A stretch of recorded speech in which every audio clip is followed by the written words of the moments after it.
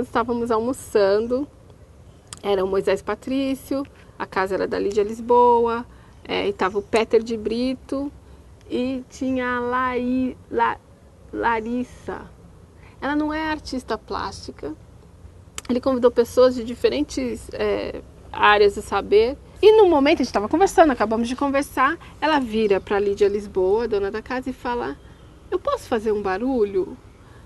Ninguém entendeu direito a pergunta, nós estávamos em volta da mesa, né?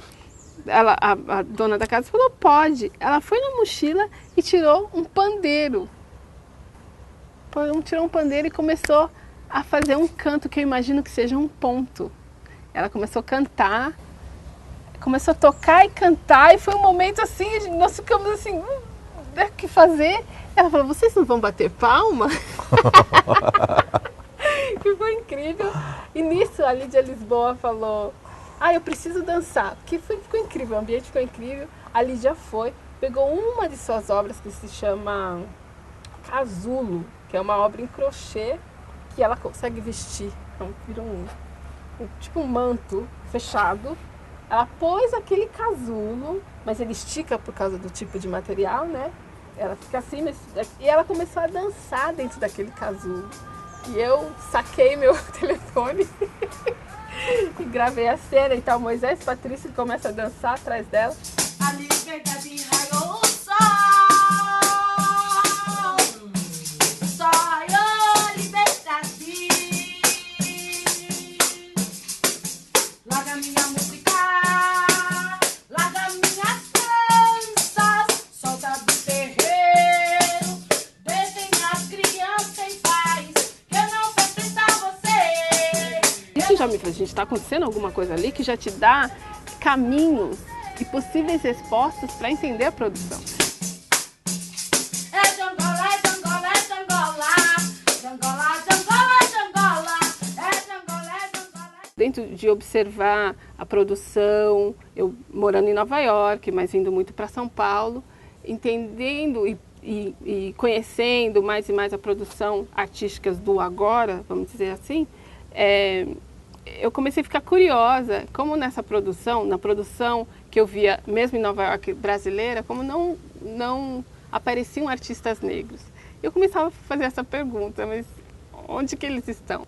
Toda vez que eu via, ou em algum seminário, ou feira de arte, ou quando você passa por bienais e você vê representação de artista ou da arte contemporânea produzida no Brasil, existia uma ausência gritante de artistas negros. E a pergunta é: por que essa ausência, onde eles estão? E foi aí que eu decidi voltar para o Brasil, passar um tempo no Brasil, tentar entender onde estavam esses artistas, o que eles estavam produzindo, como eu poderia, era uma curiosidade, o que eles estavam produzindo. Eu voltei em 2014, eu voltei para o Brasil, eu já morava nos Estados Unidos há 8 anos, e comecei, pouquinho a pouquinho, nos eventos de arte, ou em feiras de arte, ou visitando galerias, ou conversando com colegas, curadores independentes, ou pessoas que trabalhavam em galerias, eu comecei a perguntar: mas vocês têm artistas negros? E era uma questão interessante, porque como as pessoas recebiam essa pergunta, elas não recebiam de forma positiva. Era como se eu estivesse fazendo uma pergunta que não coubesse. Mas por que você está pesquisando isso? Por que essa pergunta? E a minha resposta era: por que não?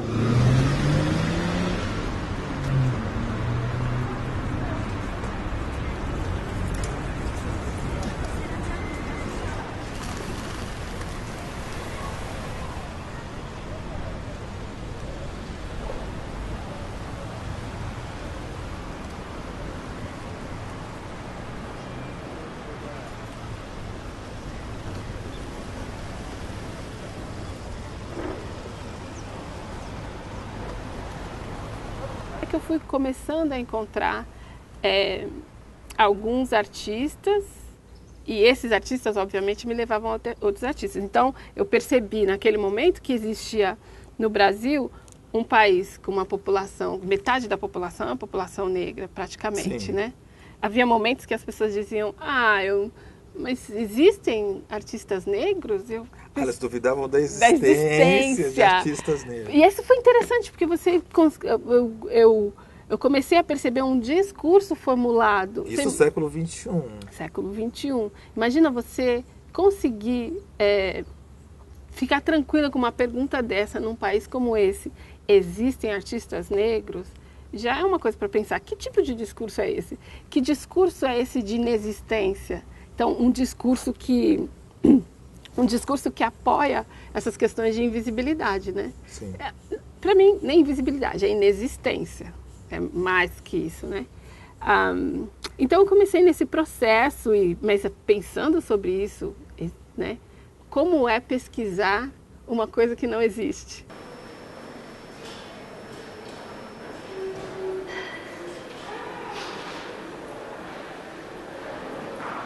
Aconteceram umas coisas. Um artista é isso. O nome dele é Rômulo Vieira Conceição. Um artista, ele é nascido em Salvador, mas ele é baseado no Sul por muitos anos.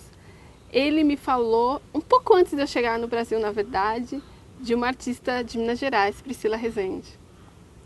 Então, eu comecei a fazer essa pesquisa por internet, comecei a entrar em contato com essa artista, e comecei uma conversa com ela. E nesse mesmo momento, eu encontrei o artista Moisés Patrício. Eu estava procurando o artista, pensando em procurá-lo, e ele me encontrou, na verdade, por Facebook. A partir daí, nós marcamos de conversar, e foi muito interessante, porque o Moisés é uma personalidade muito interessante. Eu marcava de encontrar com ele falava, tá bom. Aí ele marcava com outros artistas.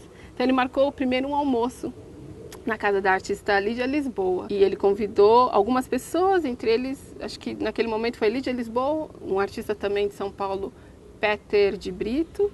E nós almoçamos e na casa da Lídia você entra no estúdio, casa-estúdio, você já começa a ver obras espalhadas pela casa. É uma coisa incrível, é uma artista incrível. O que eu fazia, eu ia depois visitar esses artistas. Tinha talvez uma fantasia de que são muito poucos, ou não tem preparação profissional, não sei. Tem os mitos que estão em volta eles não existem, né? Tem até uma frase que eu ouvi que talvez eles não existam profissionalmente. E aí, com esse processo, o que eu fui entendendo é que não existia naquele momento, e agora existe, mas ainda muito pouco, um espaço para eles apresentarem os trabalhos. A mulher disse, multiplicarei grandemente a tua dor e a tua conceição. Com dor terás filhos, e o teu desejo será para o teu marido, e ele te dominará.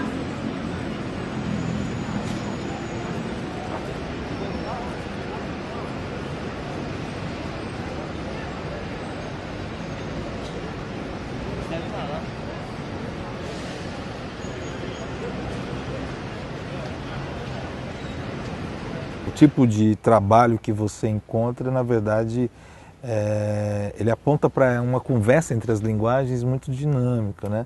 Você podia, por exemplo, dar um exemplo? Eu acho que talvez o exemplo bom seja a Lídia Lisboa, que você fez uma curadoria, né? E ali parece que tinha uma junção de escultura, performance, então, que é mais ou menos isso, não é? Mas eu acho que um elemento interessante para mim, no meu processo, foi... Primeiro, eu via obras que eu não tinha certeza de como lidar com ela. Né? Então, fui visitar a Lídia Lisboa, que você vê os objetos dentro da casa. A Lídia Lisboa trabalha bastante com crochê, mas também trabalha com escultura. Mas quando você chega na casa dela, você vê obras penduradas. E ela pega uma obra e começa a falar da obra, mas às vezes ela veste a obra. Você fala, como eu faço com isso? E justamente nesse período, eu fui para uma feira de arte no Rio de Janeiro, a Arte Rio.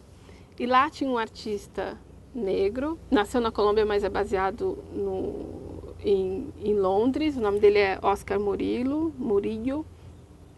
E ele estava fazendo uma residência ali. Eu achei interessante que ele me convidou, como nós começamos uma discussão sobre produção de artistas, sobre a produção dele, ele me convidou para um almoço. Quando eu cheguei no almoço na residência, ele estava vestido com um macacão branco, meio um uniforme. Era uma casa de uma colecionadora, onde era também a residência. Ele estava vestido com um uniforme branco, me convidou Ele falou, nós entramos pela entrada de serviço e eu estou tentando entender o que está acontecendo. Entrada de serviço, ele falou, olha, você tem certeza que você tem um documento, porque tem muita segurança na casa? Eu falei, bom, eu sou negra, né? Eu não vou andar sem documento nesse país, não é necessariamente o que eu faria. Quando entrou na casa, as 2 empregadas da casa também estavam na cozinha, nós entramos, ele apresentou. Eu tentei entender, mas não entendia, e era ele quem estava cozinhando. Aí primeiro nós fizemos uma foto juntos, os 4. Foi incrível. Nós tiramos uma foto e eu fui ajudar, mas eu estou tentando entender. Fui ajudar, ele pôs a mesa, algumas mesas, e ele serviu cada pessoa. Nós comemos e durante o almoço, eu conversando com outros empregados que se juntaram a nós à mesa. Também negros? Boa parte, não todos. Eles falaram, o Oscar está aqui, nesses 10 dias que ele está aqui, ele cozinhou para a gente todos os dias, ele cozinha muito bem, e ele nos serve todos os dias. E eu fiquei com aquilo na cabeça que está acontecendo. E quando terminou o almoço, ele falou, olha, quando eu cheguei no Brasil, no Rio de Janeiro, eu fiquei tão impactado com de como eu vejo as questões raciais, como socialmente ela está estabelecida, que eu não consegui, o impacto foi muito forte para mim, foi muito difícil, e eu não consegui fazer pintura. A única forma que eu tive de responder a esse ambiente social foi com essa performance. Então, durante uma semana, 10 dias, ele se colocou como empregado. Eu achei interessante quando ele falou, foi minha forma de responder a esse ambiente social. Isso ficou marcado para mim. Naquele mesmo dia, no final do dia, houve um coquetel em homenagem a ele, e no coquetel ele fez uma outra performance, em que estavam lá pessoas convidadas que estavam visitando a feira de arte. Ele, para um momento da conversa, ele ia inserindo funk nas músicas do dia, que já era um tabu, né, que tá, para os brasileiros, que está acontecendo, e uma hora ele faz uma conversa curta, em que ele fala, tem alguma coisa acontecendo no Brasil que vocês fazem de conta que não existe, mas ela está aqui. E foi super tenso. Ele falou com muita educação, muito tranquilo. Ele tem uma pessoa de voz baixa, assim, tranquila, mas gerou uma tensão no ambiente. Um mal-estar. Um mal-estar muito grande, foi um grande problema. Mas aquilo tudo me fez pensar, nossa, é assim que ele está respondendo? E aquela visita, observar a resposta daquele artista, me ajudou a repensar um pouco do que eu já tinha visto dos artistas aqui. Então, eu estou vendo trabalhos que não são exclusivamente performance, mas muito que se realiza em performance. Tenho pensado na obra de alguns artistas e como eles têm engajado com o contemporâneo. Se eu pensar no Peter de Brito, num do trabalho dele que é autorretrato, pensando em questões sobre autorretrato, como pintor, como seria o autorretrato hoje. E aí ele, pensando sobre isso, ele estava tentando achar como ele realizaria essa questão, um pintor fazendo autorretrato no dia de hoje.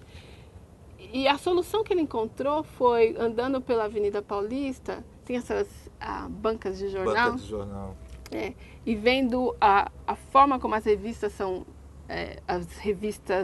da banca de jornal são dispostas, a partir daí ele pensou num trabalho, e o que ele pensou de autorretrato foi ele reproduzindo ou se inserindo na capa de cada revista. Então ele escolheu 25 dessas revistas, Noiva, Cult, diferentes revistas, Playboy, e ele fazia uma inserção naquela capa, ele era aquela capa. Então ele está se inserindo como homem, como mulher, então você tem automaticamente a motivação era autorretrato, que me parece é uma preocupação que a gente vê na história, mesmo na história da arte como a gente conhece, é uma preocupação da pintura, né, do pintor. Ele com essa preocupação, mas ali já foram entrelaçadas outras questões. Então você tem uma discussão de gênero ali entrelaçada. Ele, como um sujeito negro, se colocando e fazendo um grid de 25 revistas, você tem uma questão racial entrelaçada. Então, como ele está entrelaçando questões de identidade com uma investigação que é uma investigação da preocupação da pintura, né?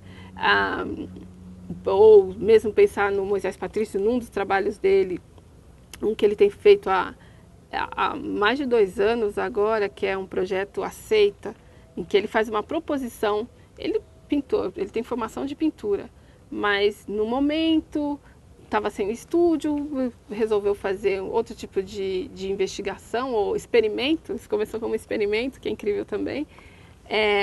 Então ele começou a fazer fotografias em que a mão dele está posta na fotografia e existe sempre uma proposição, tem sempre uma como eu posso dizer, um arranjo que ele faz de alguns objetos encontrados, objetos colocados na mão, a mão com pulseirinha de búzios. Aqui isso remete, ele pensando dentro da estrutura de conhecimento do candomblé, a questão do oferecer, onde está a oferta, o que significa aquilo. Então, ele está fazendo uma investigação, ao mesmo tempo quando você vê as fotografias em si, você vê a forma de articulação das cores, a forma de articulação dos objetos. É difícil para mim não pensar em pintura.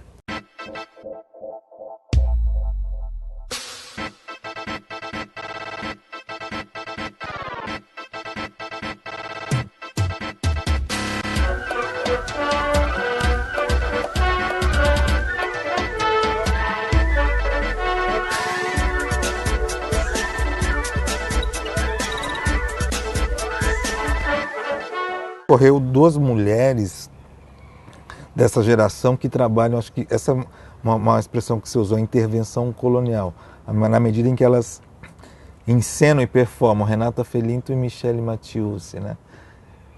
O corpo a serviço dessa grande interrogação. Essas são 2 artistas em que sobre os trabalhos das quais eu me debruço bastante, mas eu devo te dizer que são trabalhos complexos. Eu tenho estudado e tentado escrever, por exemplo, sobre o trabalho especificamente da Michele Mathieusse por 2 anos, que vai crescendo, mas eles são complexos, mas eu acho que a formação que a gente teve de história da arte nos impede de avançar. Então o trabalho precisa nos ensinar como avançar. A forma como elas fazem uma intervenção com a questão do território, o corpo do território, e como elas tornam isso ainda mais complexo com o corpo do feminino negro naquele território, esse corpo que é proibido em certos lugares, ou para o qual existe uma convenção de onde e como ele deve aparecer.